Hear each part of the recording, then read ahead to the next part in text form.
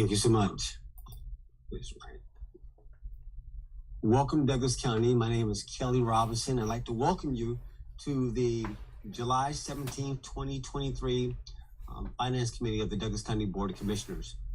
We have a pretty simple agenda today, just 2 items, but we're going to go ahead and get started.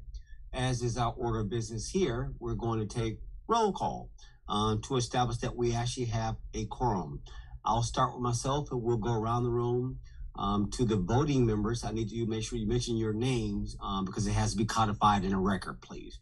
So Kelly Robinson, Chair of the Committee, present. Bill Miller. Tiffany Store Stanley, Chief of Staff, Assistant County Administrator. Rosalind Miller, Finance. All right, we have a quorum of voting members here. So thank you so much, committee members. I want to make sure that perhaps we've got 2 other support members. Is Ms. Jill Hopkins or David Good out there? This is David Good. I'm here, Commissioner. Okay. This is Jill Hobson. I'm here also. Hello, Jill. Well, both of you guys. Thank you for being here. They are committee members, but non-voting, and they provide support to this committee from time to time on important matters. All right, Director Miller, let's keep moving. Okay. Oh. I'm sorry. Is there No, somebody? my bad. No. Would you like to say something, Ms. Chair? No, I was talking to my secretary. I apologize to you. All right, no problem, sir. Go ahead, Director Miller. Keep us going. Okay. So items of discussion, we have approval of the minutes, Finance Committee meeting minutes of June the 20th. All right, I make a motion to approve and adopt the meeting minutes of June 20th, 2023 as presented. Can I get I a second the motion. Thank you, sir. We've got a second. And if no, any discussion on these meeting minutes? If none, again, just for the record, all you have to do is say your name if you're affirming. If not, say it in the negative. Kelly Robinson, yes. Bill Miller, yes. Tiffany Store Stanley. Rosalind Miller, yes. Great.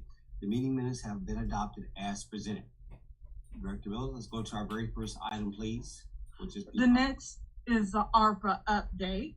Jill. Jill, Good you have the afternoon, floor. everyone. Hello. Well, it's been several months since we gave you guys an update on ARPA, so we thought we would take the opportunity today to kind of tell you how everything's going, show you the dashboard, kind of show you where we're at financially, and the plan moving forward. So here with us today is Landmark Consulting. I believe Cedric Pippins is with us. Yes, ma'am. And he is going to give us kind of an overview of where we are right now. Just for new members and the citizens, you know, that Douglas County received $28 million in 2021 from the American Rescue Plan Act, and we are diligently working on this fund and improving things in the community. So I'll turn it over to Landmark and let them give you a presentation. And to that point, Jill, you're on point. We're spending all this money in one time. Again, for the record, for Chairman Miller, explain a little bit more about that 28, how it's defined. I mean, did we spend it over 2 years, 3 years? Give some basic background. That's going to be important as we listen to Cedric. Yes, sir. So we have until December the 31st of 2024 to have all of the money obligated, which means the Board of Commissioners project list, which was last approved November of 2022. That's the list we're working from. And we have until the end of next year to have every project on that list allocated and in contract mode. We have until the end of 2026 to have the projects actually completed. So if there's a construction project that doesn't finish by the end of 24, we have until 26 to finish the project. We brought Landmark Consulting on September 1st of 2022 to help us manage the project. It's a lot of work, a lot of projects, and we needed a little help getting to ensure we were in compliance with the federal government. So Landmark Consulting has been a joy to work with, and they are here today to help us present. No, I appreciate that. And Cedric, I'm just going to tee up this to Chairman Miller. So the Landmark is in here as consultant. $28 million is what the federal government gave us. We could have spent up to 10% of that in project management. Landmark came in competitively and only charged us 5%, which is 1.4 million. All right, to oversee 28 million. That's the magnitude of this project. It's a lot of moving projects, a lot of moving parts, and we need, because it's federal, they had to meet a certain threshold, a certain quality of scoping on the front side, reporting, etc. So I had to highlight that there's no way we could take this federal money without some advanced, mature people getting in here managing for us, so we don't get in trouble with an audit. So I just want to get at his background, since we have been talking about project management recently. So Cedric, go ahead and get started. You got the floor. Yes, Mr. Chairman, could I ask a question? Absolutely, Mr. Chair. Go right ahead. You have the floor. How much of this money is encumbered? We are about to get to that right now. Okay. Well, yeah, you'll see the okay, dashboard. good. I didn't mean to get the cart before the horse. No, sir. Please cut us off at any point and ask any questions. All right. Thank you. Okay. Thanks, Jill. Thanks to Commissioner Robinson, and thanks to the rest of the team for just allowing us the opportunity to present. If you guys can see on the screen the dashboard, can you guys confirm, Jill? Yes, we can see it. Okay, so like they said, there's $28 million the county had. You guys are at 14.3, as you can see, committed against the $28 million. So I wanted to say, since we've been on board, what we've been working, diligently with Jill to work out was the internal controls. We've been working on initial scope of work reviews just to make sure that the programs that the commissioner and leadership has brought forth meet federal compliance guidelines and regulations for projects that can be funded under ARPA. We've been working with finance. That's with Rosalind and Jabril to work on a way to capture data for all obligations or commitments and expenses applied to the program. That's been working out successfully, and that's how we've been able to get the dashboard updated. We set up document control, which is a very important function for these ARPA funding. The document control is housed on the county's SharePoint site, and those files that we capture files, obligations, contracts, invoices, anything to support the county in their endeavors on this program is set up on the county's SharePoint. And at a later date, we can show you guys that, but that's to protect the county's entries and support all documentation and all costs related to the program. We've also set out to do some monitoring for projects that had started before we got on, that be a community service board. And I think we had a few other, there was the financial literacy program. And then we had some other internal programs that got off and got started. So we've been working, across all spectrums, like I said, setting up internal controls, working with finance, setting up document controls, also at the same time monitoring projects that were already, had already initiated to get those projects straight. We worked on a service, we worked on with Jill to revamp the sub-recipient agreement, to put in all the ARPA federal guidelines and requirements to hold your sub-recipients responsible the same way you guys are held responsible. So again, back to what you guys see on the screen, the $28 million, what's committed to date right now is 14.3. And so I'm gonna break that 14.3 down into various buckets. We set up a life cycle. So that be it that the project's either in closeout, execution, contracting, and then we have our last phase where a majority of the programs housed there right now are in the planning phase. There are about 19 programs in the planning phase. There are 6 programs actively in the contracting phase. There are 6 programs in execution. There are 5 programs that are closed. So of the 14 that's committed, 11.3 of those that commitment are in closeout, with 8.9 was committed against the original allocation of 11.3. The actual cost is 8.8, and uncommitted is 2.4. For the programs in execution, there are 6 programs. 5.9 was the county's original budget or allocation for those programs. 5.4 is committed. 3 million is spent against the 5.4 committed. There's about 503 uncommitted for projects in the execution phase. In the contracting phase, there are 6 programs. The county approved 1.1 for those programs. Just only 3,000 is committed, and that's because of a rental program. We all know who that was. And then there's about 19 programs that are in the planning phase that I know Jill's going to talk to you guys later, and she's working on an internal plan with you guys to talk about some of the programs that may not be going forward that we need to kind of to move forward into the contracting and so on to the execution phase. Are there any questions? Yeah, real quick. And again, we're talking high level, and maybe to your point, Jill's going to get into it a little bit later in this conversation.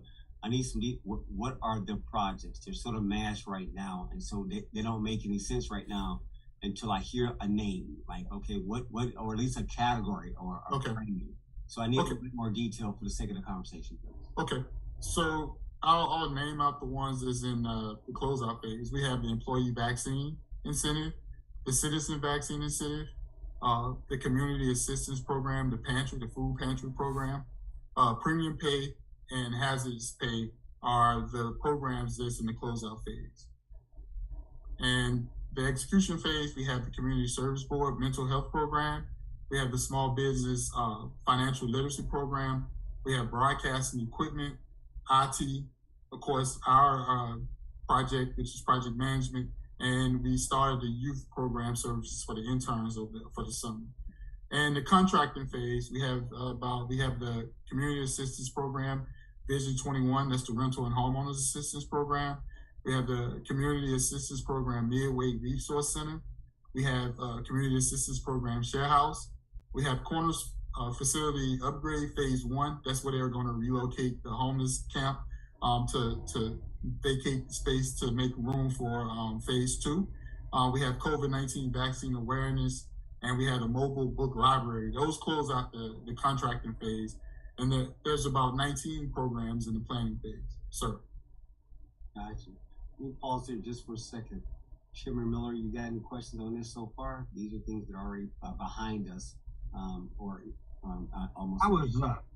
I was looking at some figures the other day, and I saw this Vision, I think it was Vision 21, where we had paid a company correct me if I'm wrong, $391,000 to develop some videos. And I went online, and I think we were supposed to have gotten 90, and I think there was 8 and very little viewership. So I wondered how we could promote that program and make sure that we were getting our money out of it.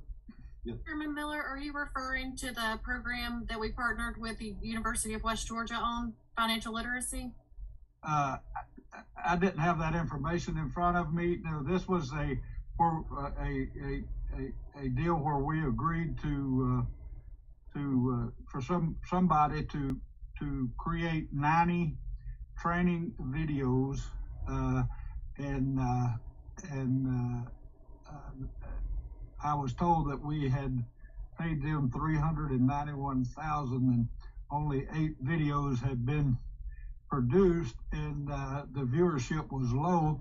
And I'm not being critical of the program. I'm just wondering how we can get the best bang for the buck and make sure that, first of all, that we're getting the videos and advertising in a way where people that were intended to use them can use them.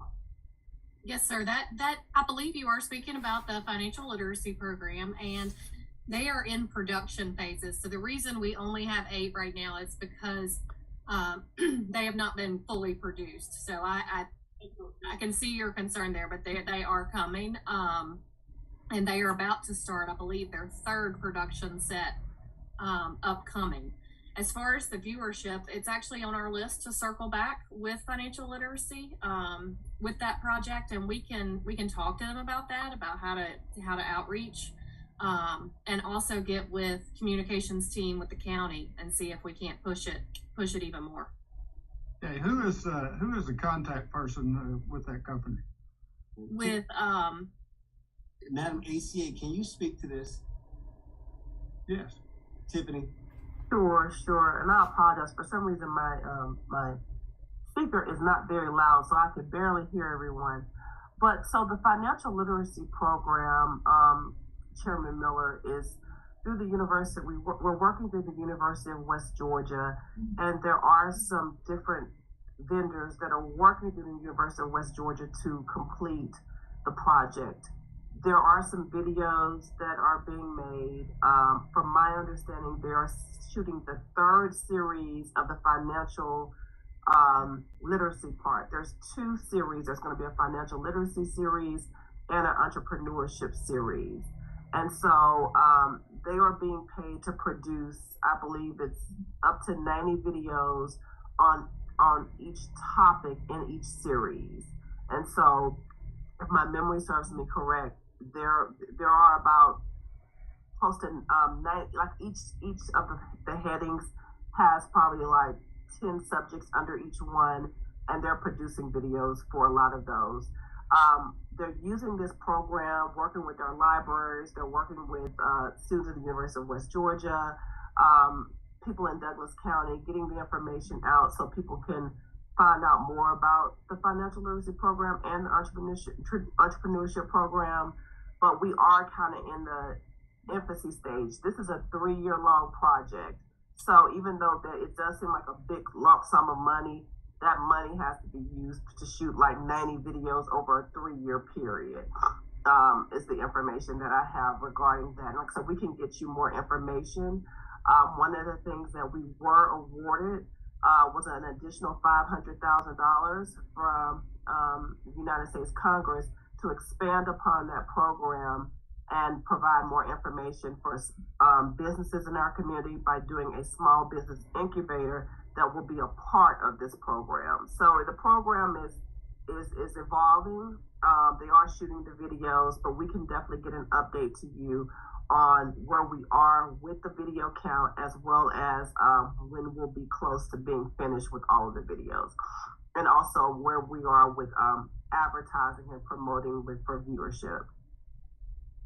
Okay, I'm good right now. We may talk later, okay? Okay, thank you.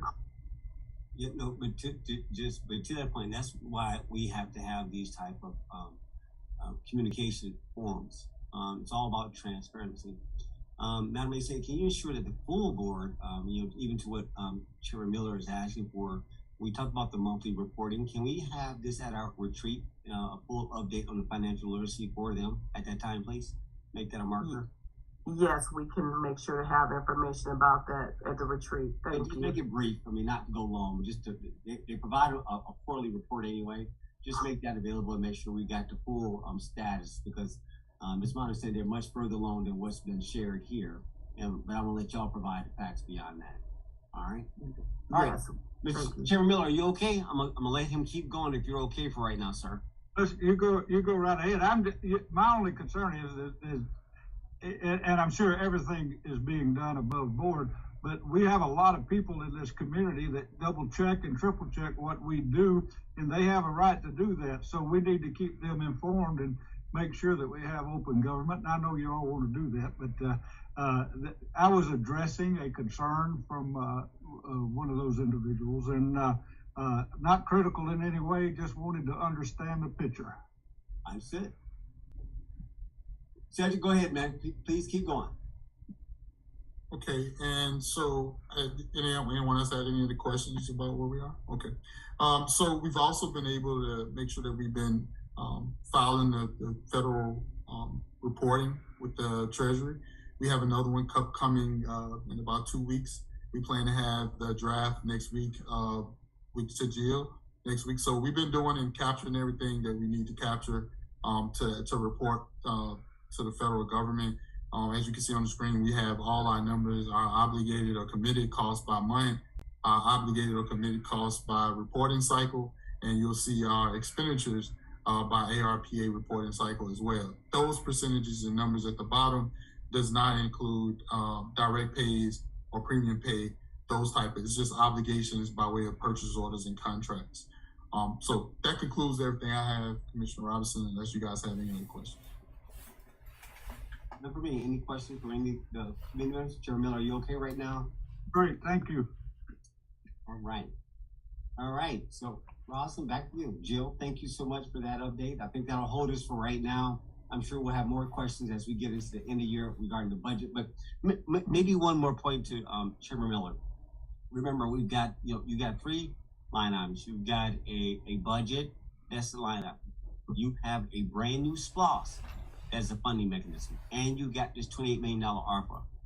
You have 3 funding mechanisms, and I'm always pushing on, okay, guys, we need a single view. Show us all projects simultaneously, and how. I mean, we're talking about capital, sir. Major capital projects, stuff like where's that single list? So that as we make decisions, we understand: should we take this out of fund balance? Should we take this out to SPLOST? Should we take this out to ARPA?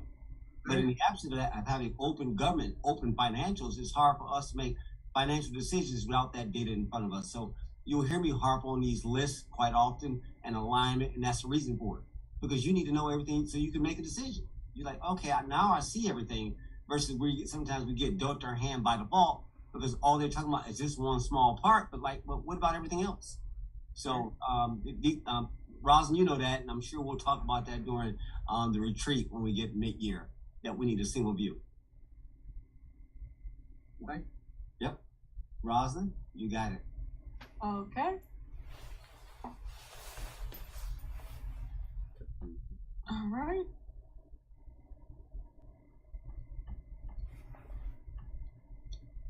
All right. So I will be going over the June financial reports.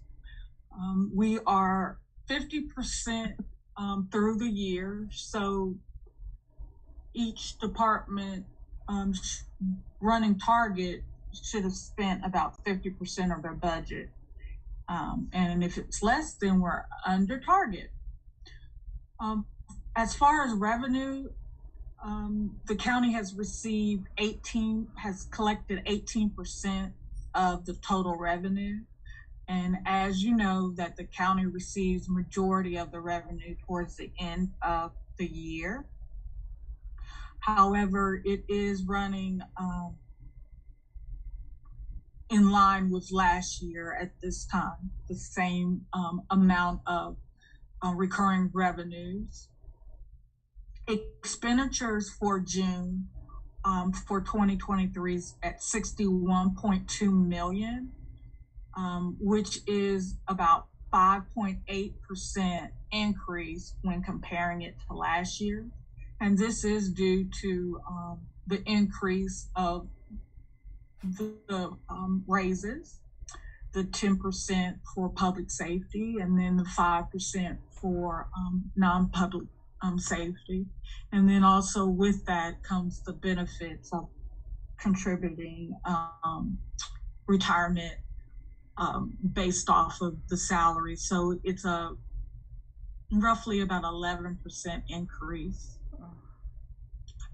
The SPLOST is collecting, trending based off of while years and higher for the month of June.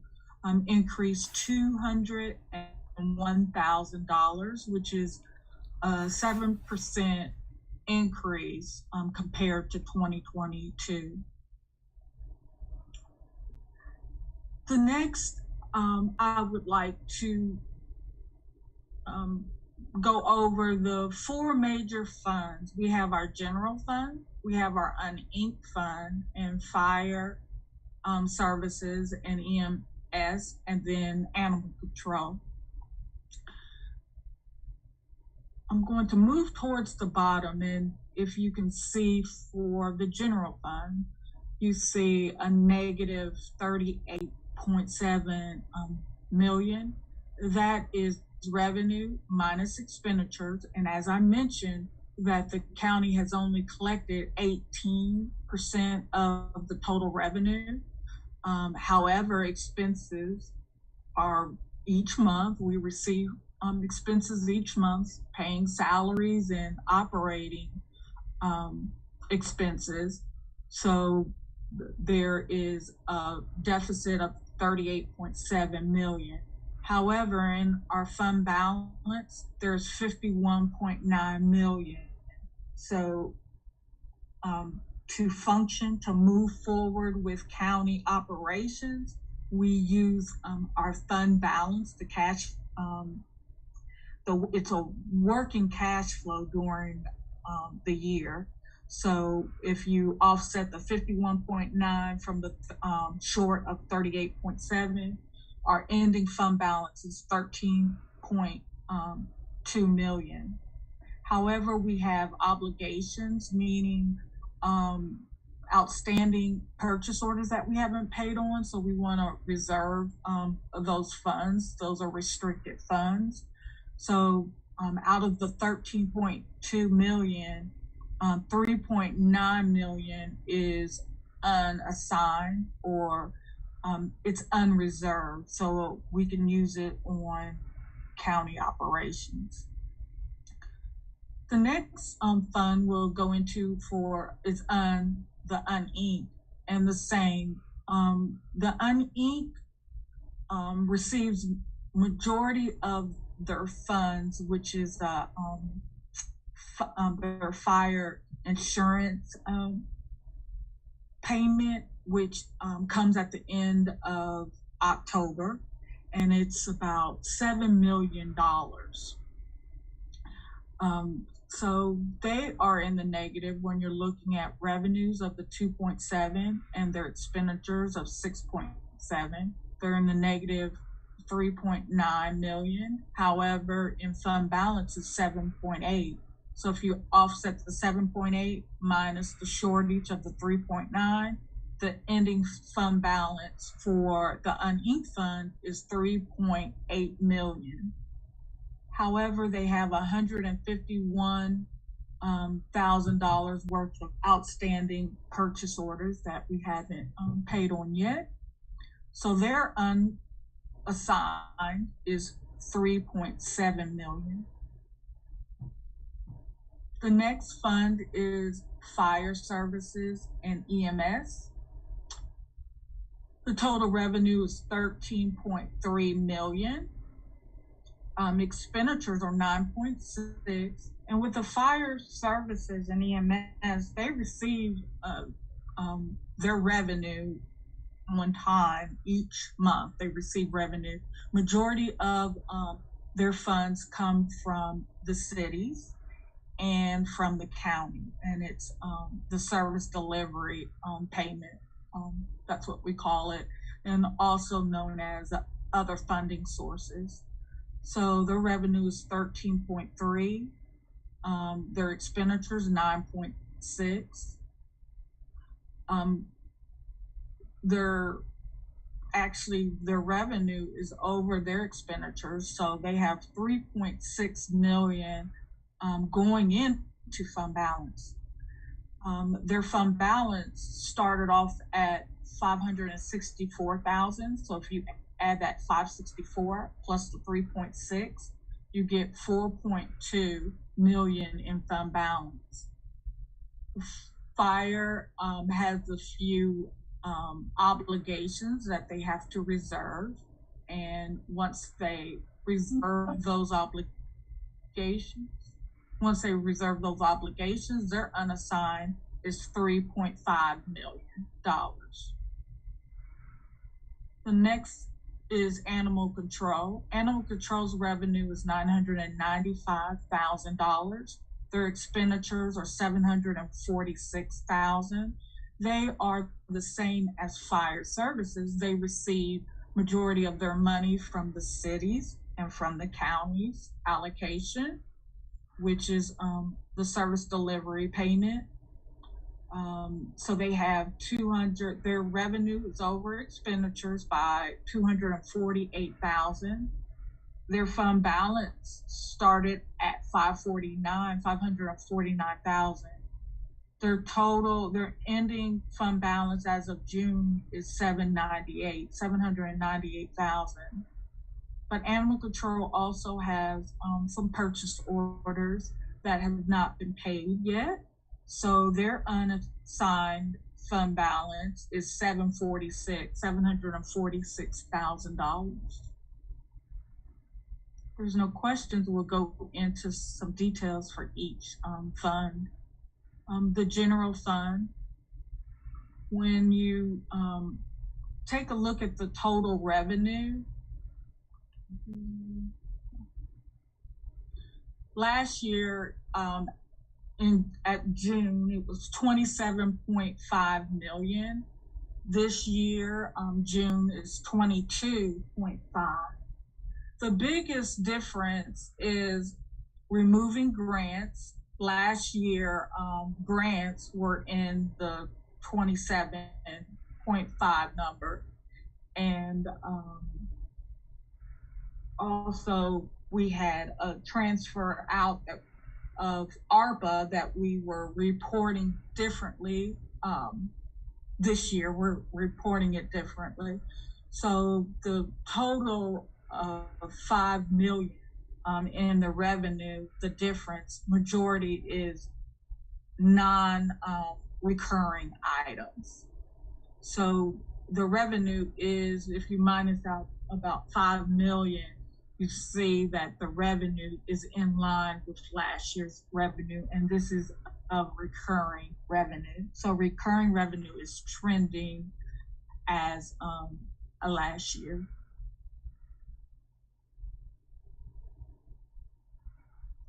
The next is our expenditures, and this is general fund.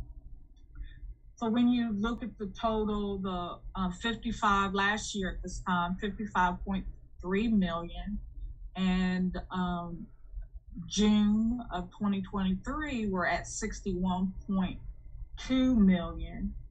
And that is an increase of about 11%. And majority of that increase is due to the increase in salaries and benefits. However, June 2023, we're under budget.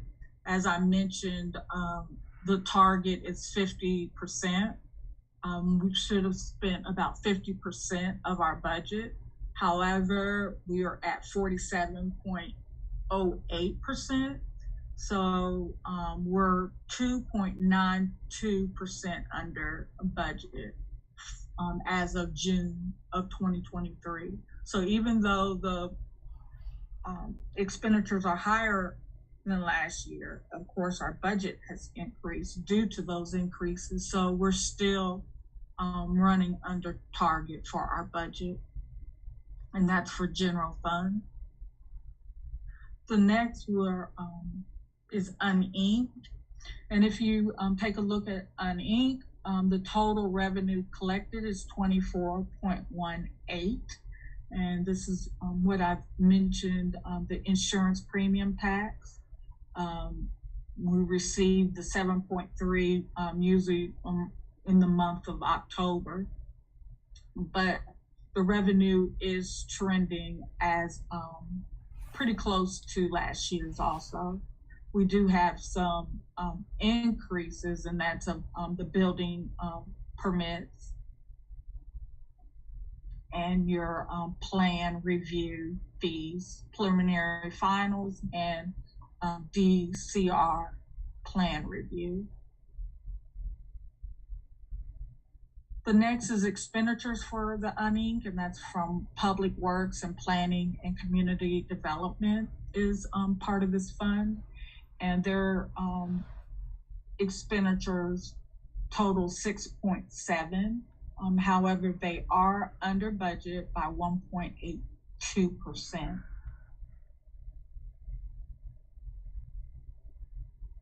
The next is fire protection and EMS. The total revenue last year was 8.7 million. This year is 13.3. They've collected 58% of the revenue.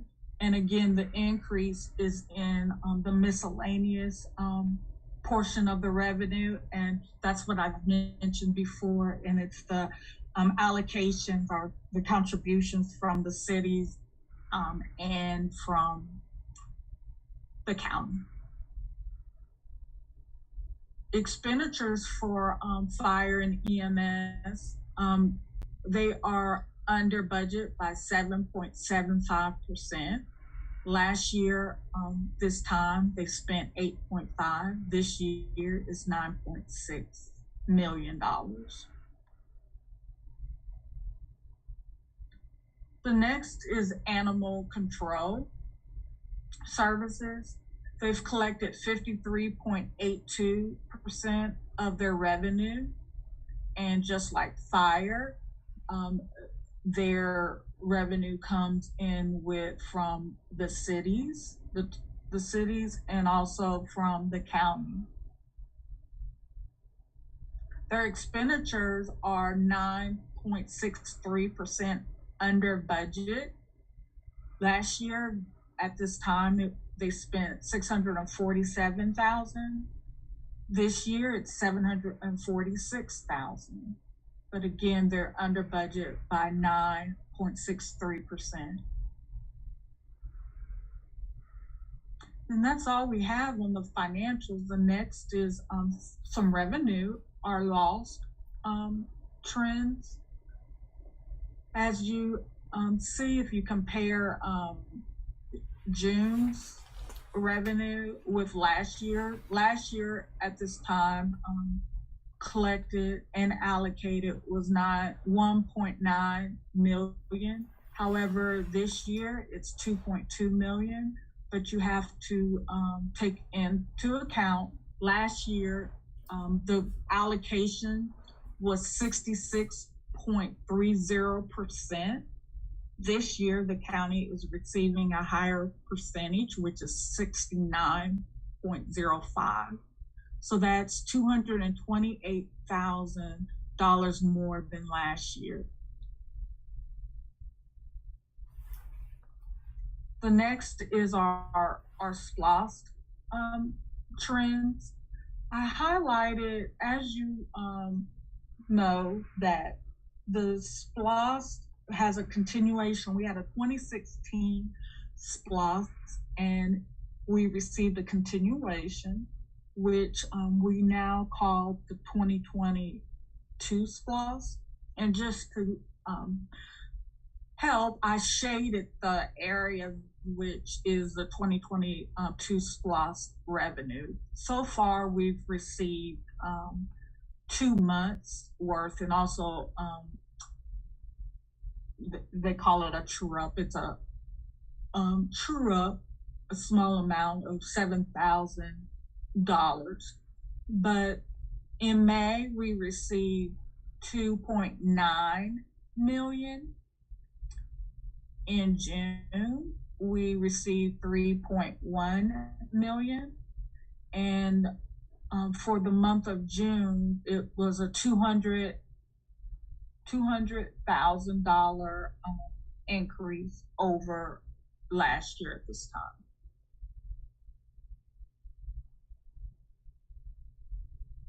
The next is our healthcare fund. As you see, we've received $7 million in fees or for revenue. However, we have operating expense of $7.9 million. So that is a loss of $896,000. However, we do have fund balance. We have 6.5 million in fund balance. So when you net the 896, the fund balance as of June is 5.6 million. This fund is slightly under budget by 0.67%. As I mentioned, as of June, we should be at 50% of our budget. However, this fund for expenditures are 49.33%.